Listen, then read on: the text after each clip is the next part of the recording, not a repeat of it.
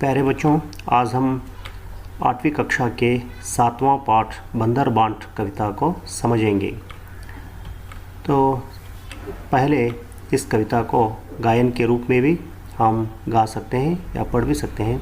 तो चलिए तो एक बार उस कविता को पढ़ेंगे। बंदर बांट। म्याऊं म्याऊं बिल्ली आई, उठा कहीं से रोटी लाई। तभी दूसरी बिल्ली आई, उसने भी कुछ अकड़ दिखाई।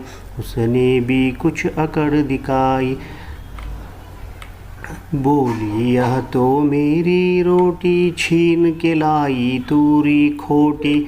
मेरी रोटी मुझको दे दे, नहीं तो मुझसे झगड़ा ले ले। बंदर ने देखा यह झगड़ा ले, तराजू वह वहाँ अड़ा।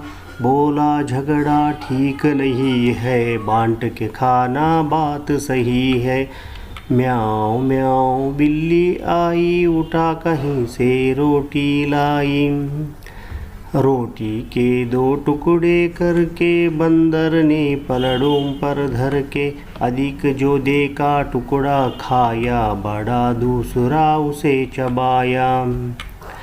रोटी थोड़ी शेष रही जब, बंदर बोला सुन लो अब तुम। यह टुकड़ा मेरी मजदूरी, हुई कामना मेरी पूरी। बिल्लियों के कुछ हाथ न आया, झगड़े में था सभी गंवाया।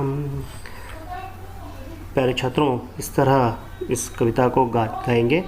तो आगे इस कविता में नियुक्त कुछ शब्दों के अर्थों को हम जानेंगे। शब्दार्थ। पहला शब्द है अकड़। अकड़ का अर्थ होता है घमंड। तराजू, तोलने का साधन। अड़ना, जबरदस्ती रुकना। झगड़ा, लड़ाई। पलड़ा, तराजू का प्रत्येक पल्ला। शेष, बचा हुआ। चबाना, खाना। मजदूरी, परिश्रम के बदले में दिया जाने वाला धन। धरना, रखना। कामना, इच्छा, आशा। गंवाना, खोना। तो यहाँ पर आप देख सकते हैं कि आपस में 2 बिल्लियाँ एक दूसरे के सामने आ जाते हैं। एक बिल्ली रोटी पकड़कर आता है तो दूसरी बिल्ली क्या करता है, उस बिल्ली के साथ अकड़ दिखाता है, यानी कि उसे ज़बरदस्ती रोककर उसके साथ झगड़ा करता है कि म्याऊं म्याऊं कहकर उस बिल्ली को रोकता है और कहता है कि ये रोटी यह मेरी रोटी है, तो छीन कर लाई हो, मेरा रोटी मुझे दे दे कहता है। तो उसी तरह और बिल्ली नहीं यह रोटी मेरी है, मैं नहीं दूंगी। आपस में 2 बिल्लियाँ झगड़ते रहते हैं। इस झगड़े को पेड़ पर बैठा हुआ एक बंदर ने देखता है। वह कहता है कि मूर्ख बिल्लियाँ झगड़ा कर रहे हैं, इसका लाभ जरूर लूँगा। तो वह बंदर पेड़ से नीचे आ जाता है। आने के बाद ये दोनों बिल्लियाँ म्याऊं यह मेरी रोटी है, म्याऊं यह मेरी रोटी है। दोनों झगड़ते समय बंदर बोलता है, अरे तुम लोग क्यों झगड़ रहे हो, झगड़ा मत करो, बांट के खाओ। रोटी के 2 टुकड़े करके पलड़ों में रख लेता है।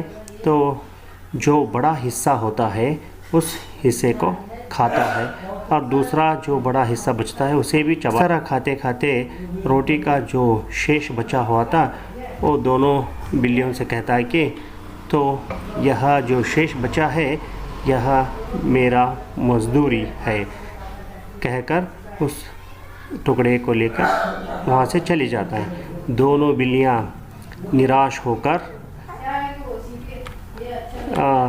झगड़े में सभी गंवा देते हैं और निराश होकर चले जाते हैं।